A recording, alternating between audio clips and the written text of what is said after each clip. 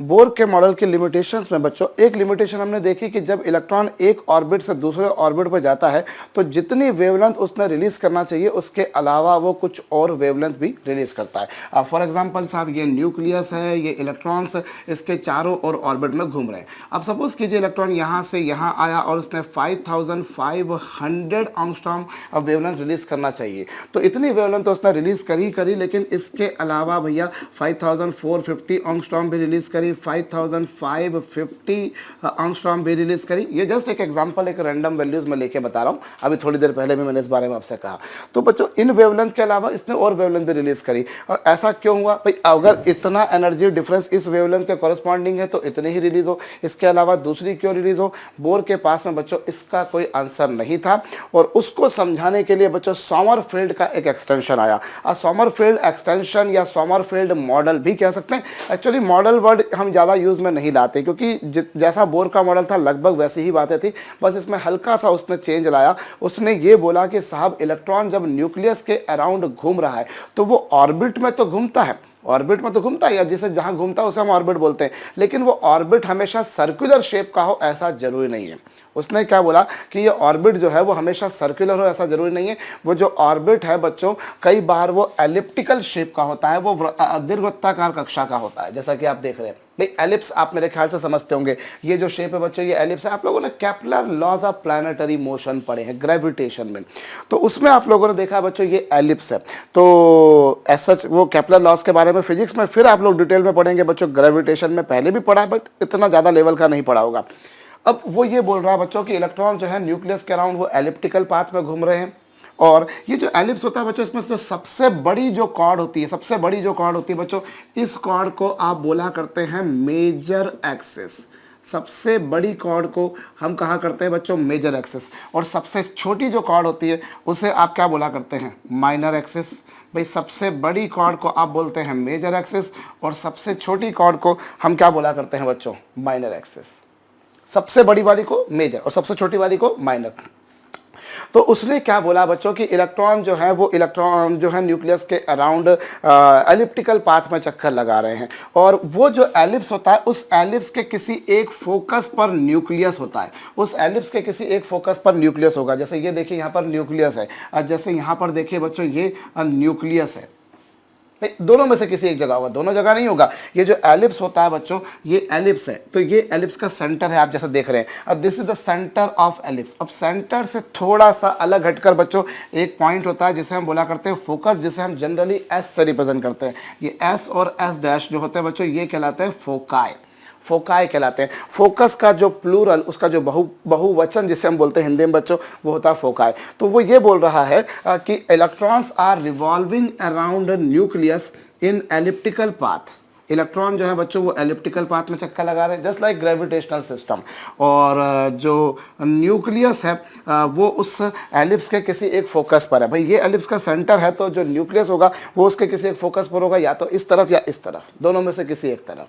जैसा ग्रेविटेशन में होता है, आपको पता होगा बच्चों ऑल दी प्लैनेट, जैसे मैं एग्जाम्पल के तौर पर अर्थ के बारे में बात करूँ तो जो अर्थ होती है बच्चों वो न्यूक्लियस सन के अराउंड एलिप्टिकल पाथ में चक्कर लगाती है। बस अंतर ये होता है बच्चों थोड़ा सा कि जहां अर्थ जब इसके चारों ओर चक्कर लगाती है तो एक एलिप्स में एक ही प्लेनेट घूमता है। भाई इसमें अगर मान लीजिए अर्थ घूम रही है, किसी दूसरे एलिप्स में कोई और दूसरा प्लेनेट घूमेगा, इस तरह से होगा। यहाँ उसने ये बोला कि इलेक्ट्रॉन जो है वो न्यूक्लियस के अराउंड एलिप्टिकल पाथ में चक्कर लगाते हैं और वो जो एक एलिप्स जो है उसमें केवल एक ही इलेक्ट्रॉन नहीं होता, उसमें और ज़्यादा इलेक्ट्रॉन्स भी हो सकते हैं, हो सकता नहीं भी हो सकता हो भी हो। तो ये एक थोड़ा सा उसने डिफरेंस बताया ग्रेविटेशनल सिस्टम और आपका इलेक्ट्रॉनिक सिस्टम के अंदर। तो पहला तो उसने ये चीज़ बोली बच्चों, और उसने ये बोला कि उसने एक्चुअली ऑर्बिट के अलावा एक सब ऑर्बिट का कॉन्सेप्ट इंट्रोड्यूस किया है। Introduce the concept of sub orbit, either you से सब ऑर्बिट और यू से सब शेल। उसने सब ऑर्बिट या सब शेल के कॉन्सेप्ट को इंट्रोड्यूस किया। उसने ऑर्बिट को और छोटे और सब ऑर्बिट्स में डिवाइड किया। उसने क्या बोला मैं आपको उदाहरण से समझाता हूं बच्चों, उसके लिए मुझे पहले इसको मिटाना पड़ेगा। अगर इसको चाहें तो आप बना लीजिएगा ताकि थोड़ा सा आपको याद रह जाएगा हमने क्या समझा है। अब हमने एक बात देखी बच्चों कि जो इलेक्ट्रॉन होता है उसका जो एंगुलर मोमेंटम होता है वो NH/2 पाई के बराबर होता है। आप देख चुके बच्चों बोर के मॉडल का सेकेंड पास्टुलेट, n यहाँ पर एक इंटीजर है, आप जानते हैं। अब उसने क्या करा, n को 2 नंबर्स में ब्रेक करा। उसने n को 2 नंबर्स में ब्रेक करा, उसमें से एक को बोला nr और एक को बोला उसने n5। इस n नंबर को उसने 2 नंबर्स में ब्रेक करा, nr और n5। यहाँ जो nr है बच्चों, nr इंटू h अपॉन 2 ये जो होता है बच्चों, this is known as radial angular momentum. ये क्या है बच्चों, ये रेडियल एंगुलर मोमेंटम है। N r into h upon 2 जो है बच्चों, this is radial angular momentum. और इसी तरीके से बच्चों n phi into h upon 2 जो है, दिस इज बच्चों एजीमुथल एंगुलर मोमेंटम। क्या नाम दिया बच्चों इसको, उसने नाम दिया इसे azimuthal angular momentum. N r into h upon 2 radial angular momentum, n phi into h upon 2 azimuthal angular momentum. उसने 2 पार्ट्स में ब्रेक कर दिया। अभी आपके लिए ये रेडियल या एजीमुथल वर्ड जो है बच्चों, वो थोड़े से अजीबो गरीब आपको दिख रहे होंगे, बट ये हम लोग आगे चल के पढ़ेंगे। अभी हम लोग बच्चों क्वांटम नंबर्स पढ़ेंगे। इस चैप्टर का बहुत महत्वपूर्ण पार्ट है बच्चों, एजीमुथल क्वांटम नंबर। और एजीमुथल क्वांटम नंबर जब आप पढ़ेंगे तब आप इसको देखेंगे बच्चों। एक्चुअली वो जो एजीमुथल क्वांटम नंबर का जो कॉन्सेप्ट है वो इस समरफील्ड ने ही इंट्रोड्यूस किया है। ऑर्बिट किसने बताए थे, बोर ने। ऑर्बिट के बारे में बच्चों बोर ने बताया था। तो आप ऑर्बिट से रिलेटेड क्वांटम नंबर पढ़ेंगे, वो कहा जाता है कि वो बोर ने दिया था। और फिर सब ऑर्बिट से रिलेटेड जो होगा बच्चों, वो किसने दिया है, वो समरफील्ड ने। हम लोग क्वांटम नंबर पढ़ेंगे तब हम इस बारे में बात करेंगे। अभी से आप याद रख सकते हैं कि हाँ साहब, azimuthal quantum number was given by Sommerfeld. और ऑर्बिट से रिलेटेड जो क्वांटम नंबर है बच्चों, जिसे हम प्रिंसिपल क्वांटम नंबर भी कहते हैं, तो प्रिंसिपल क्वांटम नंबर जो होता है बच्चों, वो बोर ने दिया था। थोड़ी देर इंतजार कीजिए, आ जाएगा, चिंता वाली बात नहीं। बट अभी के लिए मैं उसको विराम देता हूं बच्चों। तो वो कह रहा है कि जो एंगुलर मोमेंटम है वो 2 पार्ट्स में बटा हुआ होता है। उनमें से एक होता है प्रिंसिपल क्वांटम नंबर, उनमें से एक होता है रेडियल एंगुलर मोमेंटम और एक होता है एजीमुथल एंगुलर मोमेंटम। और उसी से रिलेटेड बच्चों उसने बोला कि n अपॉन एन फाई की वैल्यू जो है वो किसके बराबर होती है, n अपॉन एन फाई की वैल्यू जो होगी बच्चों, this is equal to length of major axis. भाई न्यूमरेटर में आप लीजिए मेजर एक्सिस की लेंथ और डिनोमिनेटर में आप लीजिए बच्चों माइनर एक्सिस की length. In numerator we are taking major axis length and denominator में बच्चों माइनर एक्सिस। अभी थोड़ी देर मैंने पहले बताया आपको बच्चों, ये लाइन जो है वो मेजर एक्सिस है और इसकी जो लेंथ आएगी बच्चों, ये मेजर एक्सिस की लेंथ कहलाएगी। और ये जो लेंथ होगी बच्चों, this you will call as minor axis की लेंथ। तो n अपॉन एन फाई की वैल्यू ये होगी। अब एक बात तो आप समझ सकते हैं कि मेजर एक्सिस बड़ी होगी और माइनर एक्सिस छोटी होगी। हाँ, मेजर मतलब बड़ी, माइनर मतलब छोटी। तो एक बात सर्टेन है बच्चों, ये जो n फाई होता है ना, इसकी वैल्यू हमेशा 1 से n के बीच होती है। हमेशा 1 से n के बीच होगी बच्चों। कभी भी इसकी वैल्यू जो होगी वो n से बड़ी नहीं होगी और 1 से छोटी नहीं होगी। Integral values and phi will accept only integral values and will lie between 1 and n। हमेशा 1 और n के बीच ही होगा, n से बड़ा नहीं हो सकता। ये आप समझ सकते हैं कि भाई न्यूमरेटर बड़ा होना है तो डिनोमिनेटर छोटा होना भाई है। n फाई जो है वो छोटा होगा because n phi is representing length of minor axis and n is representing length of major axis. Undoubtedly बच्चों ये बड़ा होगा, ये छोटा होगा भाई। ये जो लेंथ होगी वो बड़ी होगी और ये जो लेंथ होगी बच्चों वो छोटी होगी। सो इसीलिए n अपॉन एन फाई जो होगा बच्चों, मतलब ये एन फाई की वैल्यू हमेशा n से छोटी होगी, कभी भी 1 से n से बड़ी नहीं हो सकती भाई। ये अगर इससे बड़ा हो गया तो डिनोमिनेटर अगर न्यूमरेटर से बड़ा हो गया तो माइनर एक्सिस की लेंथ मेजर एक्सिस से बड़ी हो जाएगी और वो संभव नहीं है। इसीलिए हम जो है बच्चों एन फाई की वैल्यू 1 से n के बीच होती है। फॉर एग्जांपल मैं बड़ा एक कॉमन सा एग्जांपल लेता हूं बच्चों। यदि मैं n की वैल्यू कितनी ले लूं, 4, सपोज कीजिए n की वैल्यू ले लूं 4, तो n फाई की वैल्यू जो होगी बच्चों, n फाई की वैल्यू आएगी कितनी, n फाई की वैल्यू 1 से n के बीच होगी। n फाई की वैल्यू किसके बीच होगी, as we know if n equals to 4 then we know that इसकी वैल्यू जो होगी बच्चों वो 1 से 4 के बीच होगी। मतलब क्या होगी बच्चों, इससे n फाई की वैल्यू होगी 1, इससे n फाई की वैल्यू होगी 2, इससे n फाई की वैल्यू होगी 3 और n फाई की वैल्यू होगी बच्चों 4। n फाई की मिनिमम वैल्यू 1 और मैक्सिमम n, मतलब इसकी वैल्यू 1 2 3 4, इन चारों, ये 4 वैल्यूज होंगी, ये 4 वैल्यूज होंगी। और इनका मतलब क्या होगा बच्चों, इसको हम एक एग्जांपल से समझते हैं। यहाँ पर मैं देखिए, ये रहा न्यूक्लियस भाई, ये रहा न्यूक्लियस जिसके चारों ओर इलेक्ट्रॉन घूम रहा है। घूम रहा है। अब बच्चों यहाँ पर सबसे पहला केस लीजिएगा, जरा देखिएगा। सबसे पहला केस मैं ले रहा हूँ बच्चों, ये वो वाला केस लिया मैंने जिसमें n बराबर 4 है और n फाइव बराबर भी 4 है। अगर n और n फाइव दोनों बराबर हैं तो उस केस में जो पाथ होगा बच्चों वो सर्कुलर पाथ होगा। अगर n और n फाइव दोनों की वैल्यू सेम है, बात ये नहीं कि 4 है, बात ये कि दोनों की वैल्यू अगर सेम है तो जो पाथ होगा बच्चों that would be a circular path. दोनों की वैल्यू बराबर होगी तो पाथ होगा सर्कुलर। लेकिन बच्चों अगर मैं क्या करूं, अगर मान लीजिए इसमें मैं अगर वैल्यू कम कर दूं, मेरे कहने का मतलब क्या है आपको समझ में आएगा बच्चों। ये देखिएगा, अगर हमने कुछ ऐसा कर दिया, कैसा कर दिया, यदि बच्चों मैंने n की वैल्यू 4 कर दी और n5 की वैल्यू बच्चों मैंने 3 कर दी। भाई n5 की वैल्यू 1 2 3 4 कुछ हो सकती है। अगर n की वैल्यू 4 और n5 की वैल्यू 3 कर दी तो जो पाथ होगा बच्चों वो एलिप्टिकल होगा, दीर्घवृत्ताकार होगा, दैट वुड बी एलिप्टिकल। और बच्चों इसके बाद में मैं यदि ऐसा कर दूं, ये लीजिए साहब, और मैं ऐसा कर दूं, अभी इसमें क्या हुआ बच्चों, इसमें n की वैल्यू कितनी है 4 और n5 की वैल्यू कितनी बच्चों 2। तो देखिए ये एक और एलिप्स बन गया, इस तरह से एक और एलिप्स बन गया। और बच्चों यहाँ पर यदि मैं और केस लेता हूँ, देखिए ये केस लेता हूँ बच्चों, ये वाला केस लिया मैंने, जिसमें मैंने क्या करा बच्चों, एक रफ डायग्राम हम बना रहे हैं, मैं कोई एग्जैक्ट एलिप्स नहीं बना रहा हूँ। और वैसे भी मेरी जो ड्राइंग है वो बहुत सुंदर किस्म की बनती है बच्चों, तो थोड़ा सा आपको उस मामले में मुझसे कोऑपरेट करना पड़ेगा। n की वैल्यू अगर 4 है बच्चों तो n5 की वैल्यू 1 होगी। और यहाँ पर अब देखिए n की वैल्यू 4 पर n5 की वैल्यू क्या आई, 1 2 3 4 इस तरह से आई। तो उसने बोला कि जो फोर्थ नंबर का जो ऑर्बिट है, फोर्थ नंबर का जो ऑर्बिट है, this is made by some number of sub orbit.